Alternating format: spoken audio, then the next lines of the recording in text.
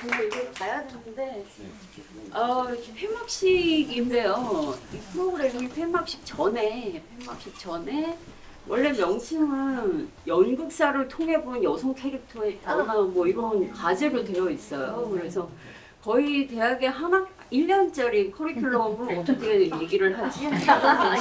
그 시간이 10분에서 15분으로 또 제한이 되어 있더라고요. 10분, 15분 제한이면 연극사 얘기를 할 수가 없다라는 판단이 됐고, 그래서 막간 개념으로 이 회막식 시작하기 전에 식민지 시기를 대상으로 해서 그때 유명한 여주인공들을 소개해 주는 걸로 컨셉을 바꿨습니다. 좋아요.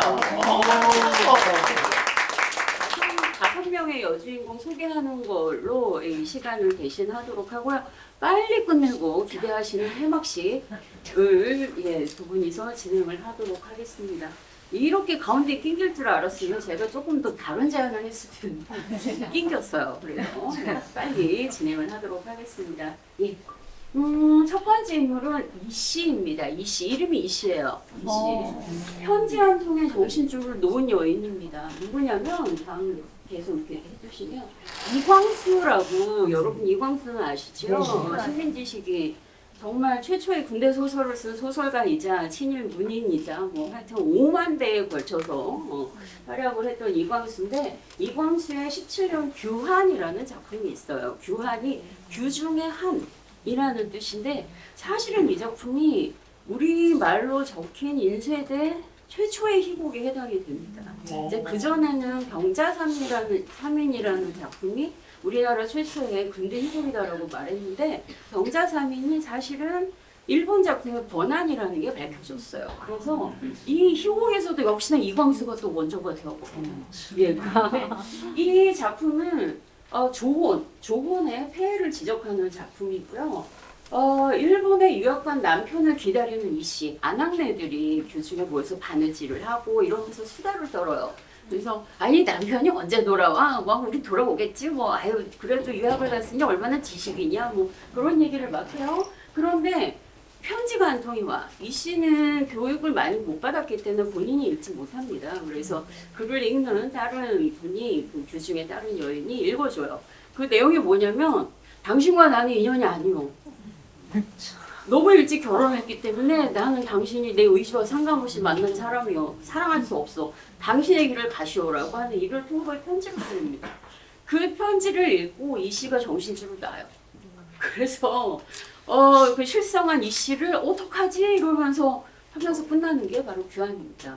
그래서 봉건제, 조은제도 이거를 여성의 입장에서 바라봤다라는 건 굉장히 흥미로운 부분이긴 한데요. 그러니까 일찍 결혼한 거를 보통은 다 그 당시에, 이 당시에는 다 남자들 주인공으로 난 부인하고 우사겠어 뭐 이러면서 얘기를 하는데, 이 작품은 여성의 주인공이다라고 하는 점은 굉장히 중요한 포인트인데, 실성을 했다, 정신줄을 놨다라고 하는 건 굉장히 연약한 혹은 수동적인 여성의 결과로 해석이 될 수 있는 부분입니다. 그래서 어쨌든 최초의 희곡이라고 얘기할 수 있는 이 작품에서 여성 주인공이 비록 실성을 하더라도 여성 주인공이 조언에 대한 그 문제를 직접 부딪혔다는 게 중요하죠. 근데 역시나 이름이 없이, 남편의 이름이 있어요. 영준이라는 이름이. 그러나 우리 이 씨는 그냥 이 씨입니다.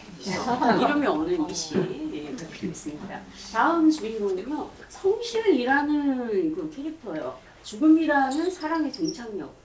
이거는 김명순이라는 작가의 23년 작품이고, 의붓자식의 주인공이 바로 성실입니다. 의붓자식이라는 작품.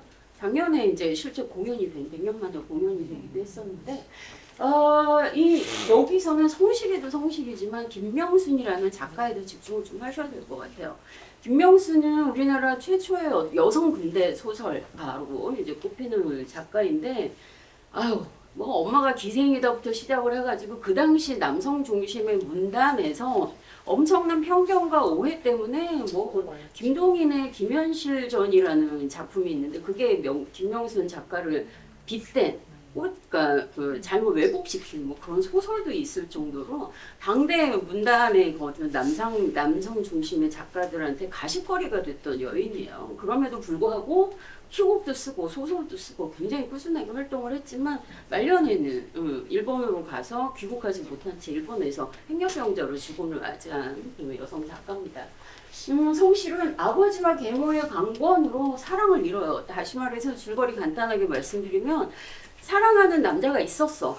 애인이. 그런데 자기는 엄마는 죽고 이제 두 번째 이 부인이 아버지의 부인이 셋이에요. 셋이라 그 애가 다 달라. 다 이부자식이에요. 그래서 이거 세 자매가 다 엄마가 달라요. 다른데 누구랑 살고 있냐면 둘째 부인하고 살고 있어요. 성실이는 첫째 부인의 딸입니다. 둘이 사랑하는 사이가 있었는데 이 엄마가 지금 살고 있는 이 엄마가 자기 딸을 의사하고 결혼하고 싶은 거예요. 결혼시키고 싶은 거예요. 그래서 혼인을 맺었어요. 그러니까 약혼을 하게 된 거예요. 그래서 영호라고 하는 그 애인을 잃고 어떡하지 하는데 결국은 그 병약해져가지고 죽음을 맞이하게 되는데 죽음도 자살이에요. 영호가 우리 다음 생에 뭐 이러면서 약간의 뉘앙스를 풍기죠. 우리 다시 태어나면 뭐 이러면서 그래서 약을 하나 건네는데 성실이가 그걸 먹으면서 이제 죽음을 맞이하게 되는 이야기입니다. 이때 성실이라는 캐릭터가 너무나 인상적인 이유가 뭐냐면 단테의 신곡을 알아요. 단테의 신곡에 대해서 토론을 해요, 친구하고. 그리고 피아노 연주를 통해 가지고 그 당시에 사람들 공회당 이런 데 가서 감동을 줄 정도로 피아노 연주를 너무나 잘하는 신여성입니다. 그럼에도 아버지의 강권 때문에 사랑을 잃고 결국은 아무것도 자신의 주체적인 걸 할 수가 없다라는 좌절감, 그래서 선택할 수 있는 건 죽음이었다라고 하는 그 부분에서 성실이라는 캐릭터가 굉장히 독특한 캐릭터가 되겠습니다. 그래서 결국은 이 성실이라는 그 부분은요, 극복할 수 없는 가부장을 그대로 고스란히 보여주고 있는 게 바로 성실이라는 인물입니다. 너무 표현이 재밌는 게 둘째가 부실인데 부실이는 항아리야. 거기 표현이 그래요. 항아리이고 얘는 너무 예쁘고 너무 똑똑하고 근데 그럼에도 아버지 때문에 그 다음에 어머니 계모 때문에 사랑을 결국 동생한테 양보해야 되는 그런 인물로 그릴 수 있습니다. 다음 캐릭터는요 이영녀입니다. 온몸으로 현실을 부딪힌 여성 캐릭터죠. 그래도 비교적 잘 알려진 인물이 바로 이영녀가 되겠는데요. 김우진이 1925년 유작으로 쓴 작품이 이영녀가 되겠습니다. 식민지식에 발표된 희곡 중에서 여성 주인공 이름이 저렇게 제목으로 나오는 건 제가 유일해요. 그 점은 굉장히 돋보이는 점이긴 한데 놀라운 점인데 그럼에도 불구하고 이 작품 전체 내용은 총 3부로 구성되어 있는 3막으로 이영녀가 남편이 갑작스럽게 죽게 돼서 자신이 그 아이들을 책임을 져야 돼요. 그래서 할 수 있는 게 뭐냐면 몸을 파는 일이에요. 그래서 몸을 팔면서 다른 남자도 만나고 결국은 그 성노예처럼 나중에 착취당해서 결국은 죽음에 이르게 되는 그런 얘기인데 하층민의 여성이 식민지 시기 현실에서 독자적으로 살려면 얼마나 힘든가를 보여주는 작품이 바로 이영녀가 되겠습니다. 그래서 굉장히 여성이 처한 당대 현실을 잘 부각하고 있는 게 바로 이영녀라는 작품인데 남자들과 얽히면서 점점 불행해지는 이영녀. 여성의 그 주변의 인물들은 없어요. 이영녀가 만나는 건 계속 남성들이었고 그 남성들은 계속 이영녀를 불행하게 만드는 그런 존재를 그려지는데 여성이 겪는 가부장제의 현실을 직접적으로 재현했다라는 점에서 김우진의 시각이 굉장히 놀라운 부분입니다. 임신덕하고 그 현해탄에 같이 빠져 죽었다라고 물론 가족들은 싫어합니다. 근데 김우진 가족들은 싫어요. 그 표현 안 좋아하는데 어쨌든 그렇지 않았다면 김우진의 이런 시각들, 이런 태도, 이런 창작의 어떤 그 방법 이런 것들이 훨씬 더 다양해져서 한국 희곡이 더 풍부해지지 않았을까라고 하는 아쉬워하는 부분인데 어쨌든 이영녀라는 그 작품의 제목이자 여성 주인공의 이름인 이영녀가 식민지의 여성의 현실을 아주 직접적으로 보여준 그런 인물입니다. 다음 아내예요. 아내. 이름 없어요. 아내. 동맹파업 노동자의 말로를 보여주고 있습니다. 이건 채만식이라는 들어는 보셨을 거예요. 채만식이 동반자 작가 뭐 이래서 네. 감독의 아내라는 제목의 작품이 32년 작품인데 무슨 내용이냐면 동맹파업 노동자이자 감독관의 아내예요. 공장 감독관의 아내인데 동맹파업을 하고 있는 거예요. 그래서 남편이 나 너무 창피해. 마누라도 하나 제대로 못 챙기고 회사 나와서 나 욕 엄청 먹어. 파업하지 마. 같이 그냥 회사 가자. 공장 가자. 그래. 무슨 소리야? 당신은 당신이고 나는 나지. 나는 계속 할 거야. 뭐 그래서 그 아기가 있어요. 아기한테 이 감독관 아빠가 너 빨리 옆집 아줌마한테 가. 엄마는 나랑 같이 공장 갈 거야. 그랬더니 무슨 소리야? 난 얘랑 같이 있을 거야. 그래서 아기 끌어안고 있는 건데 결국엔 그 파업을 탄압하는 그 행동조가 있습니다. 그 행동조가 왔다가 남편하고 싸우는 걸 보면서 아 우리가 굳이 손 안 대도 되겠다 이러고 싸우고 있으니 되겠다 그래서 가고 결국은 그 형사들이 와서 부인을 체포해 가는 걸로 끝이 나게 됩니다. 그래서 분량은 긴 편이 아닌데 저는 이게 이 아내가 너무 흥미진진했던 건 동맹파업을 하는 노동자라는 것도 흥미로운 데다가 남편한테 맞고만 있지 않아요. 같이 머리 뜯고 싸우고 모든 세간을 이 아내가 다 때려 부숩니다. 아내가 신난다. 이런 생각이 드는 그 캐릭터인데 어쨌든 굉장히 노동자로서 파업에 대해 임하는 태도도 그렇고 이제 남편한테 종속된 어떤 존재로 보여주는 게 아니라 주체적인 노동자의 모습으로 보여주고 있다라고 하는 점에서 이제 아내라는 캐릭터를 소개해드리고 싶어서 이제 아내를 말씀을 드렸습니다. 그 다음에 제일 유명한 홍도. 비련의 대명사가 되다. 홍도는 임성규라는 작가가 쓴 사랑의 속고 돈의 울고라는 작품의 여주인공입니다. 우리가 홍도의 울지 마라가 훨씬 더 유명한 이유는 이 작품의 막간에 불렸던 노래가 바로 홍도의 울지 마라이기 때문에 이 연극 자체도 이름을 홍도의 울지 마라로 잘 알고 있는데 사랑의 속고 돈의 울고인데 홍도는 기생이에요. 기생이고 자신을 희생을 해서 오빠를 공부를 시키죠.